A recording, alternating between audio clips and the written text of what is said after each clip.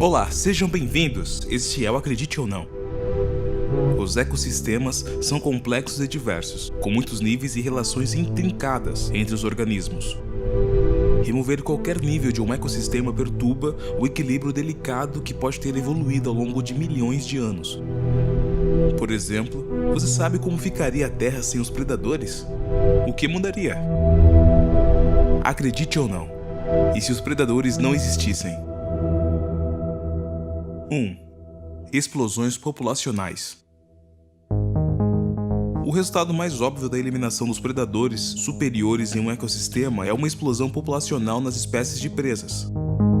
Predadores mantêm a população de herbívoros em ordem. O contrário também é verdade.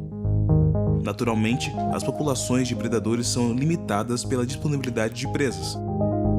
Quando a presa é abundante, as populações de predadores aumentam porque os mais jovens são capazes de sobreviver.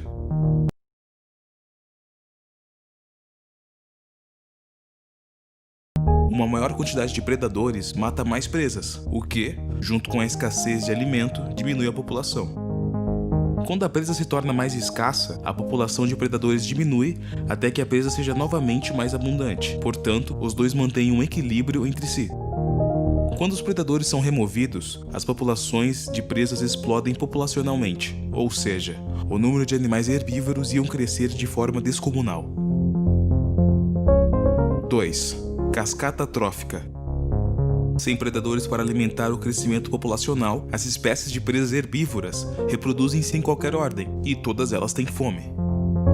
Mais herbívoros comem mais plantas, e sem qualquer coisa para pará-los, eles podem rapidamente degradar seu habitat. Isso exerce violência sobre as plantas de que dependem para se alimentar, às vezes ao ponto de impedir a reprodução vegetal e desfolhar o próprio habitat. Isto é conhecido como uma cascata trófica e, em casos extremos, pode levar à destruição completa do ecossistema. 3. Mudanças comportamentais. Um dos efeitos mais surpreendentes da eliminação dos predadores superiores dos ecossistemas é a mudança comportamental resultante nas espécies de presas.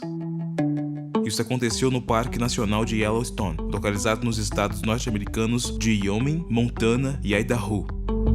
À medida que a floresta ficou mais degradada, as autoridades começaram a abater os rebanhos de veados e alces numa tentativa de controlar a população, mas não teve efeito sobre a degradação do habitat. Então, reintroduziram os lobos, os predadores superiores, de volta ao ecossistema e o habitat começou a se recuperar. Estudos têm demonstrado que a razão para a mudança foi porque o veado e o alce tinham mudado seus hábitos alimentares. Sem os predadores, eles ficavam em um lugar e comiam até as raízes. Com os lobos a cuidar do local, eles exploravam levemente e continuavam andando, nunca ficando em apenas um local. 4. População doente e migração. Sem os predadores para controlar a população e alterar o comportamento alimentar, as espécies de presas rapidamente devastam e degradam seu habitat. À medida em que o alimento se torna escasso, a população fica doente e desnutrida, e vai se mover para outros lugares ou morrer. Muitas espécies vão procurar novos habitats, e podem acabar no quintal das pessoas, comendo seus jardins e tornando-se um incômodo para os seres humanos. No caso das ilhas criadas pela inundação do Lago Guri, na Venezuela, após a construção da barragem, as plantas ficaram mais tóxicas e os macacos bugios, presos pela água, enlouqueceram depois da explosão populacional.